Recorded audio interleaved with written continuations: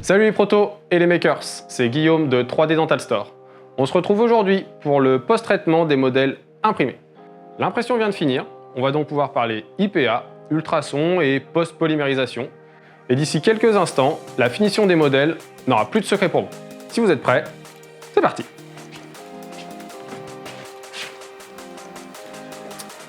J'avais oublié, la blouse.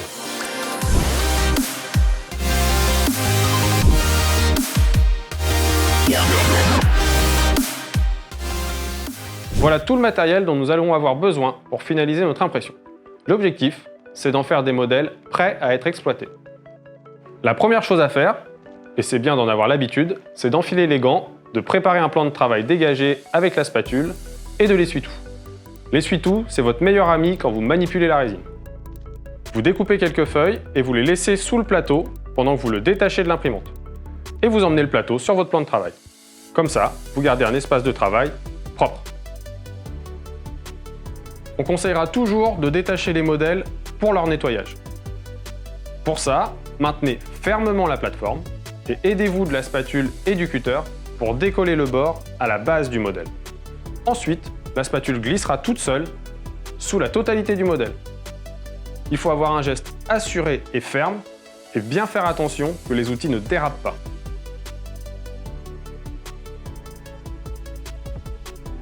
Rassurez-vous, le plateau va présenter des marques de coups, mais il est fait pour ça. Il faut par contre veiller à ce qu'il n'y ait pas d'aspérité qui viendrait percer le FEP dès la prochaine impression. Donc on le contrôle bien, on le nettoie, et si besoin, on atténue ces aspérités avec un léger coup de papier de verre. Pour le nettoyer, utilisez de l'IPA dans un vaporisateur de récup et de l'essuie-tout, encore et toujours de l'essuie-tout. Quand vos modèles viennent d'être imprimés, ils ne sont pas complètement figés. Une fois sortis de l'imprimante, ils sont sensibles aux UV ambiants. Il faut donc éviter de travailler derrière une fenêtre et les mettre vite au nettoyage. Et c'est d'ailleurs ce qu'on va faire tout de suite. Pour le nettoyage, on conseille d'enchaîner 2 bains. Un premier pour dégrossir et le second pour finir. Ainsi, vous aurez un nettoyage optimal et vous consommerez moins de solvant. Vous aurez besoin d'un appareil qu'on appelle le Wash and Cure et du solvant approprié. Si vous utilisez de la résine standard, les modèles se nettoieront à l'IPA, qu'on appelle aussi alcool isopropanol ou isopropylique. Tout ça, c'est la même chose. Par contre, si c'est de la résine water washable, comme son nom l'indique, vous utiliserez de l'eau. Remplissez votre Wash and Cure avec environ 3 litres d'IPA ou d'eau. Pensez à refermer le récipient, ça évitera les vapeurs d'alcool. Avec la résine à l'eau, on conseille d'abord de frotter les modèles avec un pinceau avant de les déposer dans le panier et de les faire plonger. C'est pas nécessaire avec l'IPA qui lui dissout très efficacement la résine standard. Et généralement, on programme entre 5 et 10 minutes de nettoyage en mode rapide. Sur les fiches produits des résines vendues sur 3ddentalstore.fr est indiqué le temps de nettoyage recommandé. Évitez de dépasser ce temps. La résine s'imprègne alors d'alcool et peut se déformer. Par contre, si le nettoyage perd en efficacité au bout du temps recommandé, c'est tout simplement le signe que vous devez renouveler le bain. Pour être sûr de ne pas dépasser le temps recommandé, utilisez simplement un timer, sur votre téléphone par exemple. Ensuite, laissez 5 minutes aux ultrasons. C'est le nettoyage de finition. Mais si vous avez beaucoup de modèles à nettoyer en plusieurs fois, gardez-les bien en attente à l'abri des UV. Une fois sorti de l'ultrason, on sèche les modèles à l'air comprimé et on insiste sur les logements d'implants et de die. La surface de votre modèle doit être mate, c'est le signe qu'il est bien nettoyé. S'il reste des zones brillantes, c'est qu'il faut revoir le nettoyage. Pour cela, utilisez le vaporisateur et la soufflette.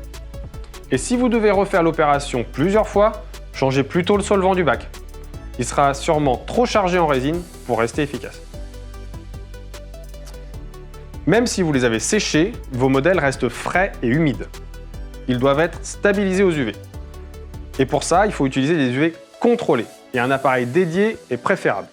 Bonne nouvelle, vous en avez déjà un, c'est le Wash and Cure. Vous retirez la cuve et vous installez le plateau. Les modèles sont disposés dessus et c'est parti pour le mode cure en vitesse lente. 10 minutes en règle générale suffisent, mais d'autres résines demandent plus de temps. Une fois encore, vérifiez les temps recommandés pour les UV sur notre site.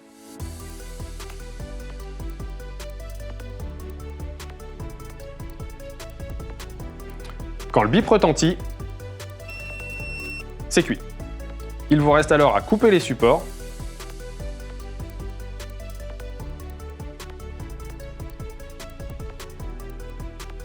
Finalement, c'était pas si compliqué. Maintenant, les modèles peuvent aller à l'établi et c'est à vous de jouer. Vous êtes maintenant un expert du post-traitement des modèles. En suivant tout ce processus, vous vous assurez de travailler avec des modèles fiables et justes. Si vous voulez rester à la pointe de l'impression 3D, abonnez-vous pour suivre nos tutos et nos actus.